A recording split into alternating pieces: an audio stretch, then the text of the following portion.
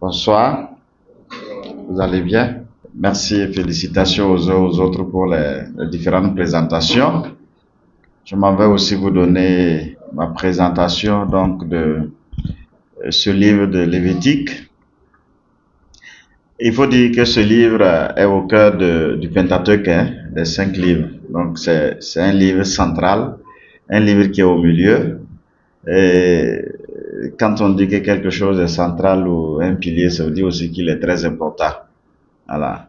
Et il tire son nom de Lévi, une des tribus donc d'Israël.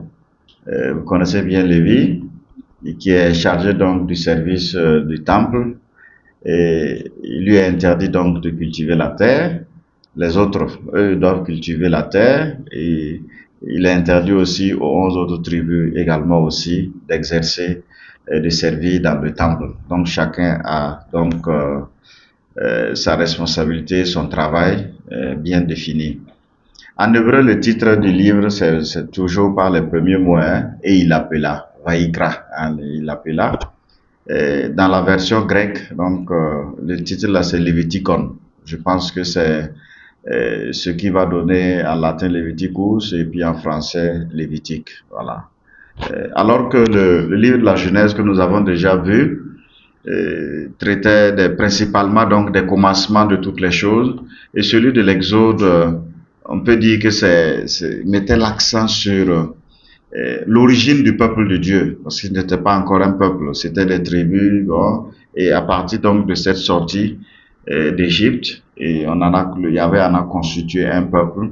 Un peuple aussi, c'est une entité qui a aussi des lois pour gérer la vie donc sur le territoire dès qu'ils vont la terre promise donc quand ils vont arriver. Donc le livre de Lévitique quant à lui traite donc des instructions que Dieu, après donc sa descente dans le sanctuaire, vous vous rappelez dans le livre de l'Exode, la construction du sanctuaire. Voilà. Donc, il y avait donné au peuple né de l'Exode, donc ces instructions-là. On peut dire que c'est le manuel de formation donc des Lévites, donc qui sont les sacrificateurs. Et il y en a qui pensent que c'est des instructions aussi qui sont données aux prêtres. Ça peut être un manuel aussi de liturgie, parce que quand vous voyez un peu tout ce qui est tracé, c'est vraiment millimétré pour qu'il y ait de l'ordre au sein de la société, pour qu'il y ait de l'ordre également aussi dans la relation du peuple avec son Dieu. En fonction des différentes catégories, ça tient compte donc de tout cela. Donc, un des buts donc de ce livre-là, c'est de vraiment donner une identité au peuple de Dieu. Et si vous voyez également aussi la loi de sainteté qui est également aussi, qui est centrale également dans ce livre, l'enjeu est donc de montrer au peuple élu comment il doit adorer et comment il doit servir et comment aussi il doit obéir à un Dieu qui est saint. Voilà, c'est très important. Rappelez-vous la vocation de Moïse dans le livre de l'Exode là, dans le chapitre 3, c'était pour que Moïse fasse sortir le peuple d'Égypte pour qu'ils viennent servir Yahvé. Donc voilà, et c'est ça qui est là. Et donc il nous montre donc la voie vers Dieu. Quand vous regardez les 10 premiers chapitres, que ce soit le manuel des sacrifices ou bien le manuel des Lévites, voilà. Et vous voyez, après, ce qui va suivre là, c'est comment marcher avec Dieu, avec les questions de pureté, les questions d'impureté. C'est pour montrer au peuple comment marcher avec un Dieu qui est saint. Donc, ce peuple aussi, puisque Dieu est saint, ce peuple aussi se doit aussi d'être saint. C'est ça le plus important. Voilà.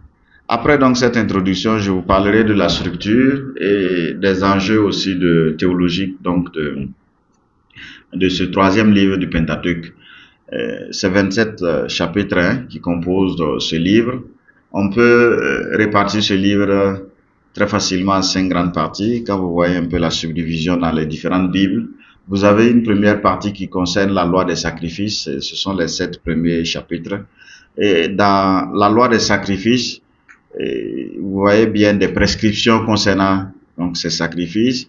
Et cette partie précise également les rites qui correspondent aux diverses classes de sacrifices, que ce soit les holocaustes, vous avez bien fait de relever aussi ces différents aspects, que ce soit les offrandes, que ce soit les sacrifices d'expiation, que ce soit les sacrifices de communion ou bien les sacrifices de réparation qu'on retrouve dans ces dans ces 7 premiers chapitres, mais si vous lisez même les 9 premiers versets du premier chapitre, vous voyez déjà cela décrit dans cette partie-là. Donc, vous voyez, c'est vraiment toute une vaste gamme de rites sacrificiels liés au portrait du prêtre dans ses fonctions essentielles, ce qui est donné. Et cela permet aussi de faire une transition pour parler de la deuxième partie qui concerne la loi des prêtres, donc les chapitres 8 à 10, donc seulement trois chapitres.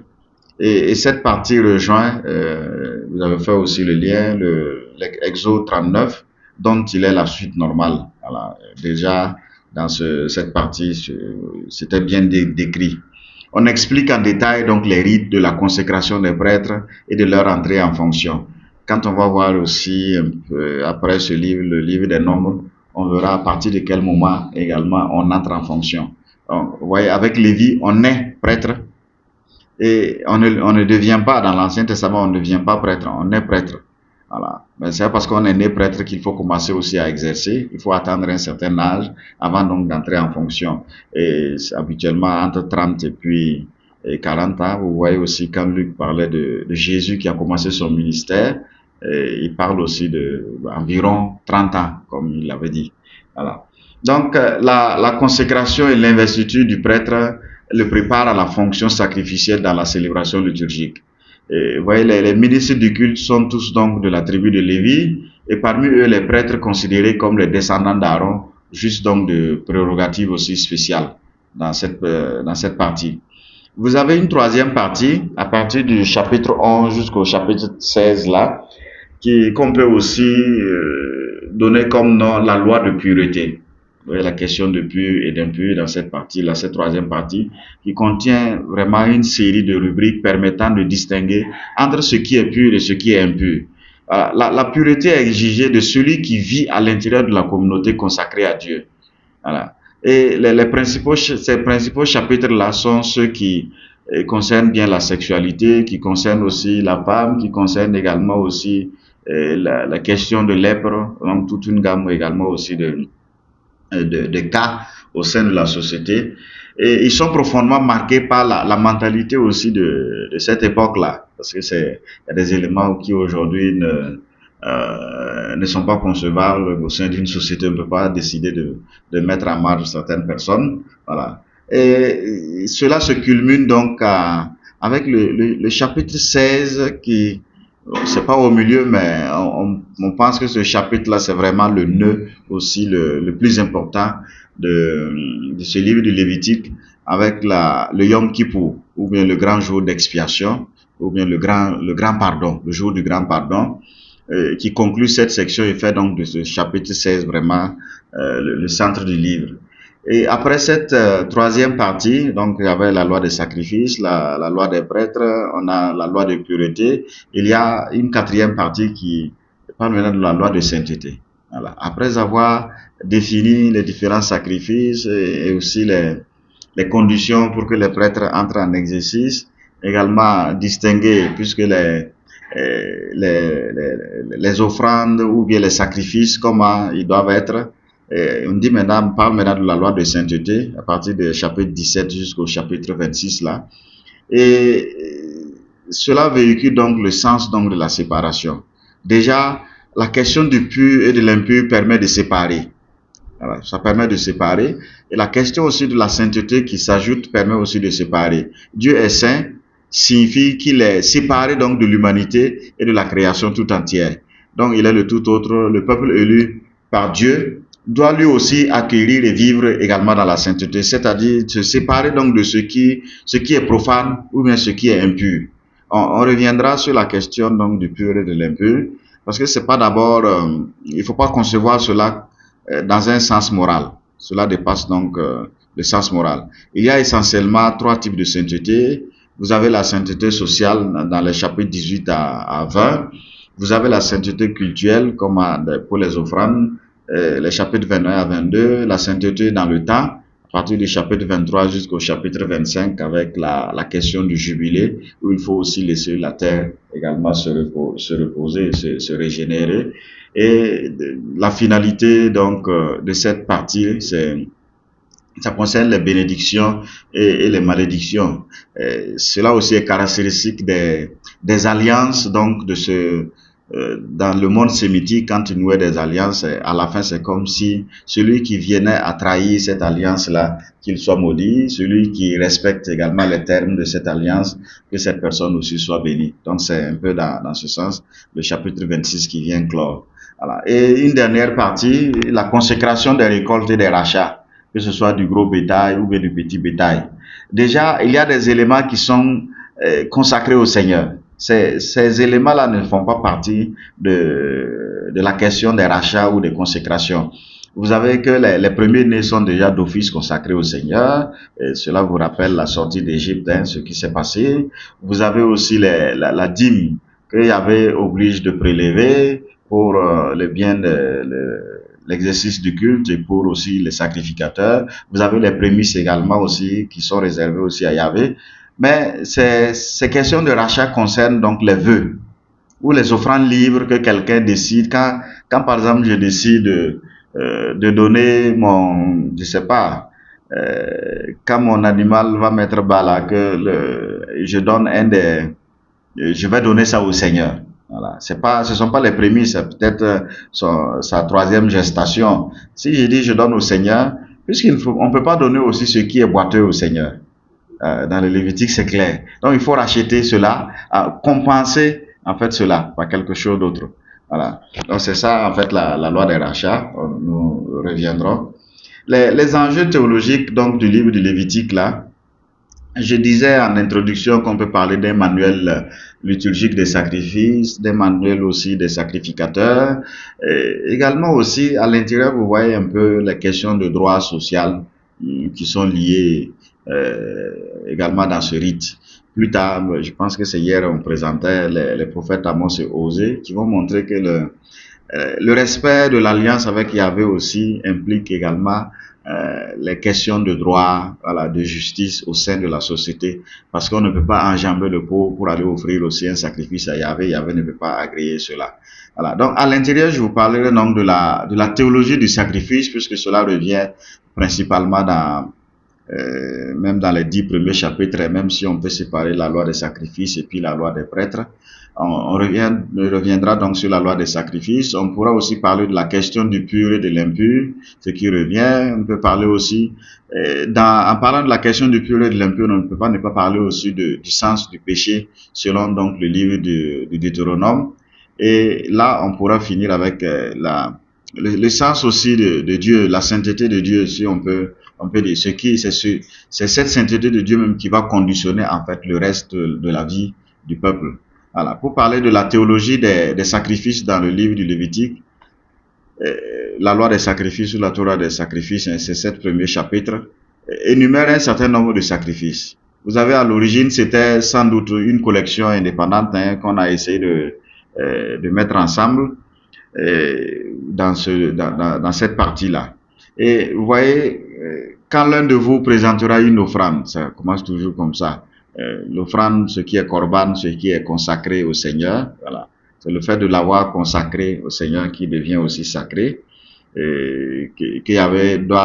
parce qu'il doit s'approcher du Seigneur, parce qu'il y avait aussi doit toucher également cette offrande-là. Et c'est parmi la plupart donc de ces offrandes, vous voyez bien aussi qu'il faut poser la main sur l'animal là-bas. C'est pour attester que l'animal là, je l'ai pas volé. C'est pour moi. Voilà. Pour jurer, parce qu'il ne faut pas aller voler pour venir aussi offrir à Yahvé. Voilà. Donc, il y a des sacrifices de deux sortes. Hein. Il y a ce qu'on peut appeler les sacrifices optionnels et non programmés, par exemple les holocaustes, les offrandes de céréales, les sacrifices de communion, et les sacrifices aussi exécutés en vue du pardon, principalement pour le grand jour, le grand pardon, voilà, le jour d'expiation. Le chapitre 16 là, voilà, le sacrifice pour le péché et pour la réparation quand il y a un tort, que ce soit entre frères ou bien que ce soit vis-à-vis donc de la relation donc d'un membre du peuple ou de tout le peuple vis-à-vis de Yahvé. Voilà. Le mot holocauste là, ça veut dire que dans le sens de monter. Donc l'holocauste c'est le sacrifice que l'on fait monter sur l'autel. Pour les autres, on ne sacrifie pas, on fait pas monter la victime sur l'autel. Vous voyez, c'est tellement décrit. Il y a ce qu'il faut sacrifier à l'entrée, il y a ce qu'il faut sacrifier à l'intérieur, il y a ce qu'il faut sacrifier aussi sur l'autel. Donc tout est spécifié. C'est l'Holocauste est sacrifié donc sur l'autel. Donc le sens là, l'étymologie même veut dire monter. Donc il faut faire monter en fait cette la victime sur l'autel. On fait monter aussi la fumée. Et une fois que l'animal est offert en sacrifice, vous voyez après aussi qu'il y a la fumée aussi qui monte, qui symbolise aussi que la prière a été agréée. Et cette fumée aussi est une agréable, une odeur, voilà, agréable pour Yahvé. Et les caractéristiques de l'Holocauste sont décrites au chapitre 1er. Hein, et c'est en effet que toute la victime soit offerte en étant intégralement brûlée aussi sur l'autel. Il n'y a pas de partie réservée pour l'offrant. Il n'y a pas de partie réservée aussi pour le sacrificateur. C'est le tout. Voilà, c'est le tout il faut brûler. Voilà, rien sauf la peau, hein, qui ne revient ni à l'offrant ni aussi au prêtre. Et puis la fiente aussi, bien sûr. Voilà. L'autel rappelle la présence de Dieu. Et la destruction par le feu signifie aussi une remise totale également à Dieu. Donc, puisque le feu va tout consumer, ce qui va rester, c'est la cendre. Voilà. Et ça veut dire aussi que la prière est agréée. Le sens religieux de l'Holocauste est ainsi une offrande aussi en hommage à Yahvé. Voilà. Par sa consommation totale par le feu, l'Holocauste apparaît ainsi comme le sacrifice le plus parfait. Voilà. Le sacrifice le plus parfait, c'est le plus grand donc des sacrifices. Et ce qui caractérise le sacrifice d'oblation, on a ça au niveau du chapitre 2, c'est d'être une offrande de produits végétaux cultivés par l'homme et servant aussi à sa nourriture. Donc on prélève donc dans ce qu'on a eu à la sueur de son front et puis ce qu'on a eu aussi à la bonté du Seigneur qui a donné à la terre de féconder, à la pluie aussi de tomber là. Donc contrairement à l'Holocauste où tout était brûlé, ici, c'est une partie qui est brûlée sur l'autel et le reste là revient au prêtre. Voilà. Le Lévitique distingue plusieurs sortes aussi d'offrandes végétales. Il y a l'offrande non cuite de fleurs, de farine imbibée d'huile accompagnée d'encens. L'offrande aussi de la même pâte mais cuite sur une plaque ou dans une moule. Voilà. Donc, vous voyez, toutes ces descriptions-là, ces offrandes-là doivent être sans levain et assaisonnées aussi de sel. C'est pour permettre aussi la conservation de ces offrandes-là. Donc, dans la plupart des cas, l'oblation offrande végétale était liée aussi à d'autres sacrifices sanglants dont elle réparait comme un complément aussi normal. Et elle est souvent accompagnée donc de libations de vin. Voilà. Donc, vous voyez un peu dans on se retrouve très bien en tant qu'Africain quand on lit ce livre. Hein. Les sacrifices, là, on va prendre le dolo, là, puis on verse, voilà. Je terminerai même d'ailleurs par une actualisation de ce livre dans notre contexte aussi africain. Ah. Les caractéristiques du sacrifice de communion, ça c'est le chapitre 3 là, est que la victime immolée est partagée entre Dieu, le prêtre et l'offrant. Voilà. La partie qui revient à Dieu et qui était donc brûlée sur l'autel était seulement constituée par les graisses. En plus du sang, qui est le principe de vie, voilà, qui appartient en propre à Dieu. Pourquoi il fallait aussi brûler les graisses? Il y a souvent deux interprétations. Je vois que vous avez ajouté une troisième interprétation, comme quoi Dieu aime ce qui est bon, ce qui est gras. Voilà. La graisse permet à la viande, bon, de brûler. Donc il y a cet aspect.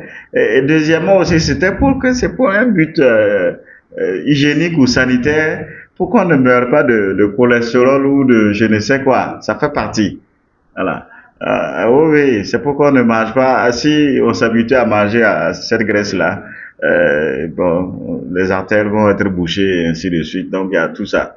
Donc la victime ici peut être mâle ou femelle.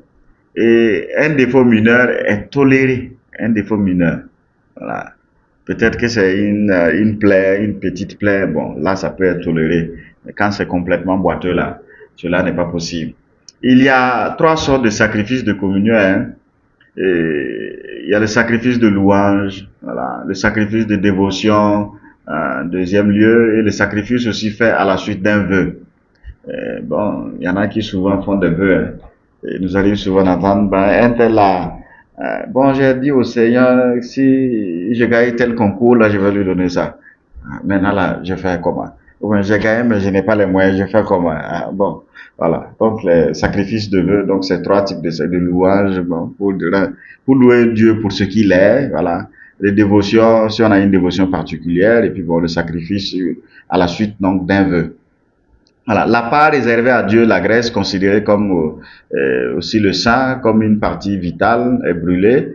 Et la part du prêtre était double, la poitrine et la cuisse. Voilà, ça c'est vraiment les bonnes parties là. Tout le reste était la part de l'offrande. Voilà. Et il devait la manger avec sa famille et ses invités. Et tous devaient être en état de pureté rituelle. Voilà. Puisque c'est consacré aussi à Dieu, il faut qu'eux aussi soient dans une certaine pureté rituelle. C'est pas qu'ils ont commis une faute, hein. C'est comme les ablutions, voilà, qu'on fait, on se purifie, ou bien comme les mains qu'on lave avant de commencer à manger. C'est un peu quelque chose de ce genre-là. Donc le sacrifice était accompagné d'une offrande de gâteau sans levain. C'est vraiment un sacrifice qui a un caractère aussi très joyeux, hein. C'est pas parce qu'on a commis un quelconque péché qu'on offre le sacrifice de communion. Non, non, non. Voilà. Vous avez aussi le sacrifice pour le péché. Donc, ça prend les chapitres 4, 5, 6, voilà. Destiné à expier les fautes rituelles. Ça reviendra au niveau du chapitre 16, là. Voilà. C'est un sacrifice de purification rituelle.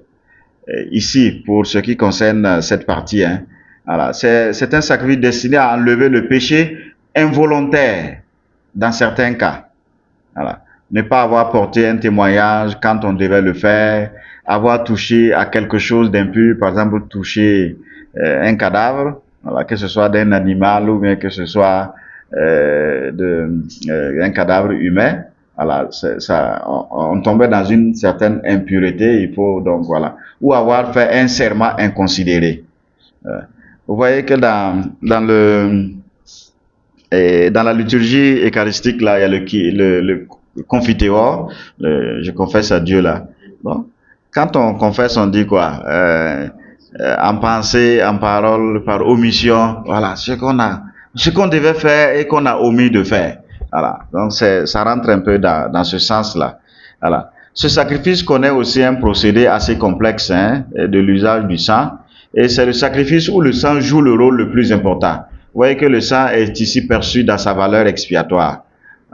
D'après la conception hébraïque, le sang contient donc la vie. C'est la vie même. Et le sang là appartient souverainement à Dieu qui dispense la vie. Voilà. Et les victimes là sont de plusieurs sortes. Vous avez un taureau pour le péché du grand prêtre et de la communauté. Le grand prêtre à lui seul ou bien pour la communauté, il faut offrir un taureau, et un bouc pour le péché du chef, voilà, du clan ou bien du chef de famille. Il y a un chevreau ou une brebis pour le péché d'un particulier, 2 tourterelles ou 2 pigeons, bon, pour un pauvre. Voilà, c'est ce que les parents de Jésus aussi ont offert à la présentation de Jésus au temple. Voilà. Et le sacrifice pour le péché n'est pas un acte aussi punitif, c'est un geste salutaire.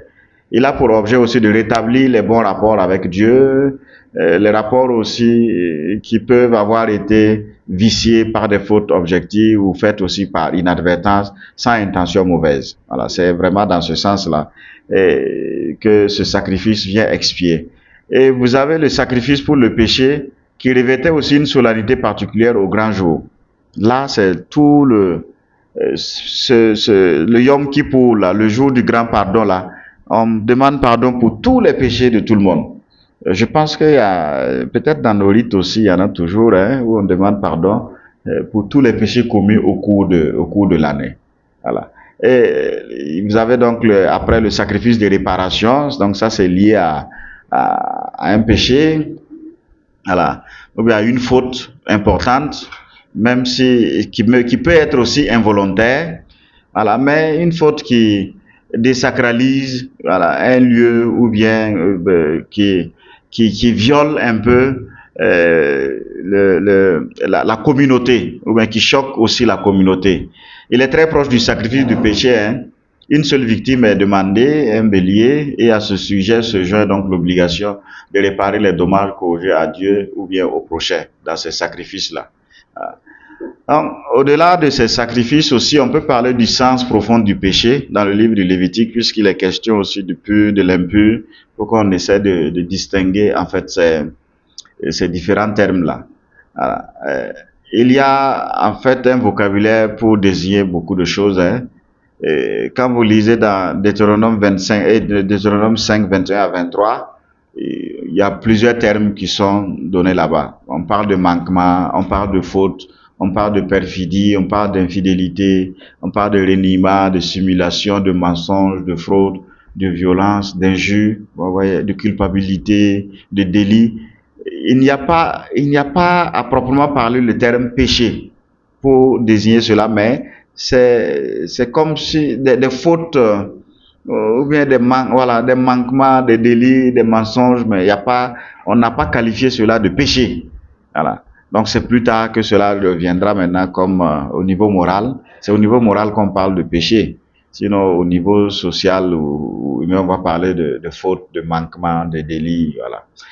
Donc, le mot le plus important, le plus central, qui est employé ici, c'est, en hébreu, c'est ata, ce qui veut dire manquer, ne pas atteindre le but, ou bien dans le sens de faillir, j'ai failli.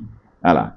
Le pécheur est quelqu'un qui ne fait pas ce qu'il doit faire, ou bien fait ce qu'il ne doit pas faire, et qui, dans l'un ou l'autre cas, n'atteint pas le but qu'il lui faudrait atteindre. Donc, soit de faire quelque chose, ou bien il perd quelque chose. Un exemple, comme il doit aller à Dieu, c'est Dieu qu'il manque. Voilà, en manquant aussi le frère, c'est Dieu qu'il manque. Et comme c'est Dieu qui avait assigné ce but, c'est un manquement à Dieu, une désobéissance, une offense. Même si c'est dirigé vers le prochain, puisque c'est une loi est dictée par Dieu, ça devient aussi une offense également aussi à Dieu. Vous voyez, je ne sais pas si ça continue à la catéchèse des enfants, c'est quoi le péché là, c'est quoi? C'est voilà, c'est une désobéissance des commandements de Dieu, quoi. Voilà. On peut pécher non seulement par sa faute, mais aussi par erreur et sans le savoir. Dans le péché, c'est Dieu d'abord qui est en cause et il importe qu'on s'en rende compte, même si sur le moment on ne le savait pas. Donc toute faute est théologale, donc ça veut dire c'est toujours dirigé contre Dieu. Voilà. Le prêtre qui a péché rend coupable tout le peuple.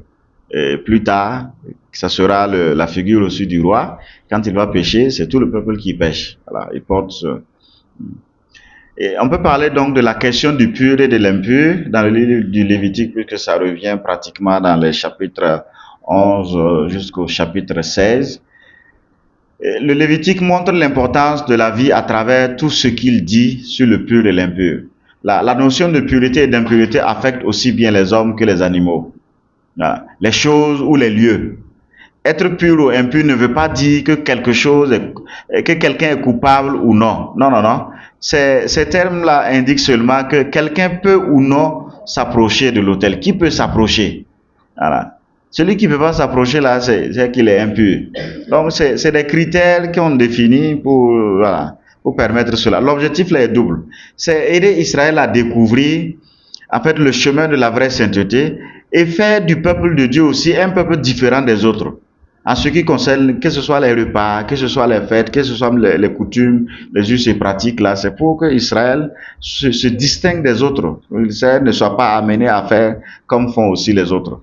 Ah, donc, la loi sur le pur et l'impur, là, nous parle donc de la vie et de la mort. En fait, c'est ça, de la lutte pour la vie contre la mort.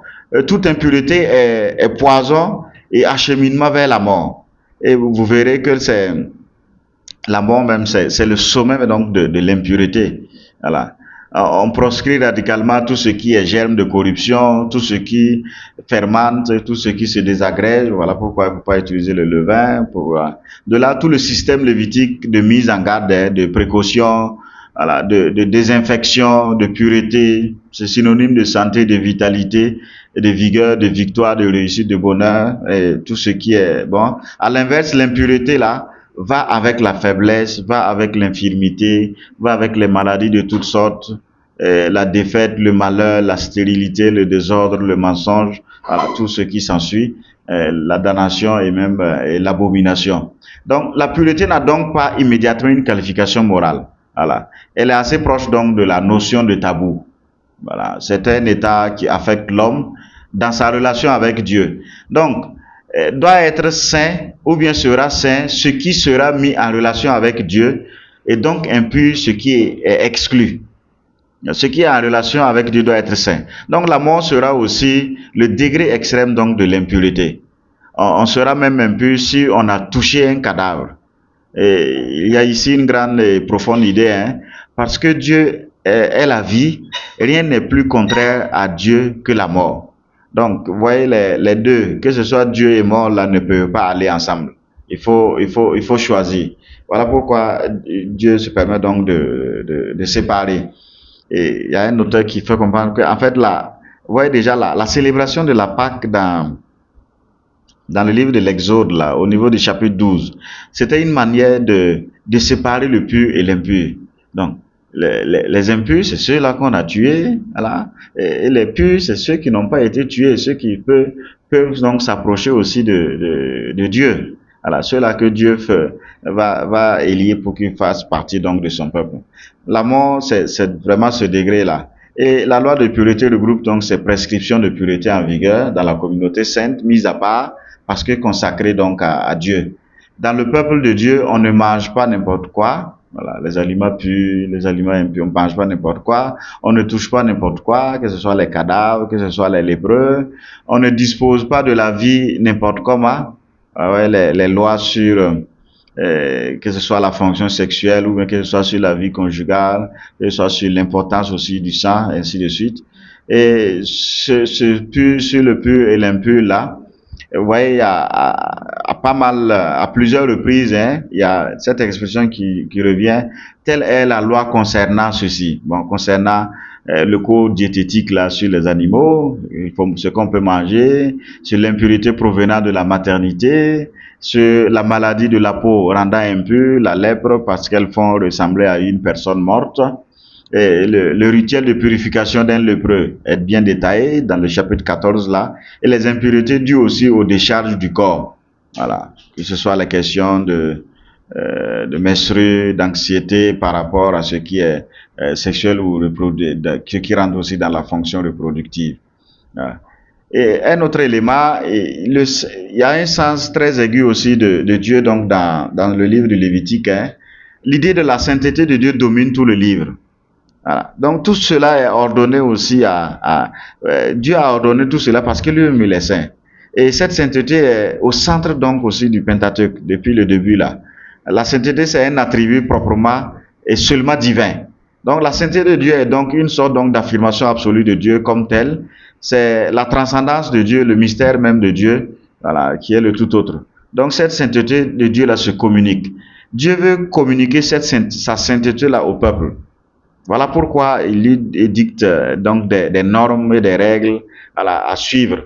Mais c'est surtout le fait d'Israël saint parce que peuple de Dieu, peuple aussi que Dieu s'est choisi, un peuple mis à part des autres et vous aussi d'une manière spéciale privilégiée par Yahvé. Voilà. Donc c'est ce qui explique donc l'importance des sacrifices d'expiation pour la célébration solennelle qui se fait donc le grand jour du pardon, le Yom Kippour. Voilà. Et ce qui est intéressant également aussi dans ce livre, c'est que ce livre aussi revient sur l'amour du prochain, que ce soit aussi de l'étranger, que ce soit du pauvre. Vous voyez dans le chapitre 19 là, 19-18 là, tu aimeras ton prochain comme toi-même. Jésus va reprendre cela aussi dans l'évangile. Toujours dans le chapitre 19, verset 34 là, tu aimeras l'étranger comme toi-même. Voilà. Donc, il faut bien noter que la qualité de cette exigence là, comme toi-même là, c'est très important pour Yahvé. L'homme ne se réalise lui-même pleinement que dans une relation d'amour envers le prochain. Voilà. Ce soir, je lisais une pensée qui dit, connaître ou comprendre l'autre, c'est se comprendre aussi soi-même. Donc le prochain dans l'Ancien Testament, c'est encore un membre de la communauté d'Israël. Et il y a plusieurs mots pour parler du prochain. Ça peut être un homme le prochain là, ça peut être un homme de la même famille ou bien de la même tribu. Ça peut être un parent proche. Ça peut être aussi un compatriote. Même si l'éventail est large là, et il faut dire il est délimité à tous les gens ou bien de la même race. Voilà.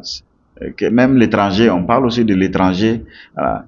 Dans ce livre-là. La célébration du jubilé là est un aspect d'attention aux personnes dans le besoin. Il n'y a pas de distinction. Parce qu'il est sensible, Dieu est sensible donc aux défavorisés de la société. Il exige la justice dans les rapports et prescrit d'aimer donc le prochain comme soi-même, sans chercher donc sa provenance. Voilà. Je vais terminer ici par la théologie des fêtes. Vous voyez qu'il y a la question des fêtes qui revient très régulièrement, les grandes fêtes annuelles d'Israël. Il y a les grands pèlerinages, il y a les Azim, il y a la fête des semaines des tentes. Bon, la fête des Pâques qui est rattachée aussi à la fête des Azim, les Azim, les pains sans levain. Voilà. La Pâque déjà, vous connaissez, à travers donc l'étude du livre de l'Exode, qui est célébré à la pleine lune, le premier mois de l'année du printemps. Donc, vous voyez, habituellement, c'est toujours entre avril et mars-avril, la fête de Pâques. C'est à cette période aussi que les Juifs célèbrent la Pâque juive. Et tout ce qui s'ensuit, hein, le lendemain, bon, de la fête là, on fait disparaître tout le vieux levain. Voilà. Pendant 7 jours, on ne mange que du pain azim, sans levain. Une assemblée liturgique ouvre et ferme aussi cette fête-là. C'est pour se rappeler donc la sortie d'Égypte. Vous avez aussi les azim là qui marquaient le début de la moisson de l'orge. Et il y aura une autre fête aussi, Kashi, qui va venir marquer la fin donc de la récolte aussi de l'orge. Voilà. Pendant 7 jours encore, on ne mangeait que du pain fait avec le grain nouveau. Je pense que nous célébrons c'est le Kitwara ou c'est le Basra là. C'est quoi encore les différentes c'est le Basra, non? Voilà. Quand on célèbre là, donc c'est la fête aussi qu'il connaissait très bien à cette époque-là. Voilà. Vous avez la fête des tentes qui revient dans le chapitre 23 du Lévitique là, ou bien la fête des tabernacles, la partie donc ou bien la fête des huttes, ça change beaucoup. Voilà, c'est le pèlerinage, un des pèlerinages les plus fréquentés, hein, même jusqu'aujourd'hui. C'est la fête tout simplement. C'est une fête agricole, donc de la récolte. Quand les derniers fruits de la terre ont été récoltés, on rend grâce à Dieu. Voilà, pour cette moisson. Et puis, là, il y a le Yom Kippour, là, le jour du grand pardon, c'est aussi une fête. Voilà. C'est aussi une fête, c'est la plus grande des solennités aujourd'hui, hein, pour un juif. Ce n'est plus, la Pâque, c'est simplement un rappel, mais le Yom Kippour, là, c'est vraiment une fête. C'est toujours dans le chapitre 23 du livre du Lévitique. Le livre des Nombres aussi va revenir également sur cette fête-là. Voilà, le rituel est détaillé au niveau du chapitre 16.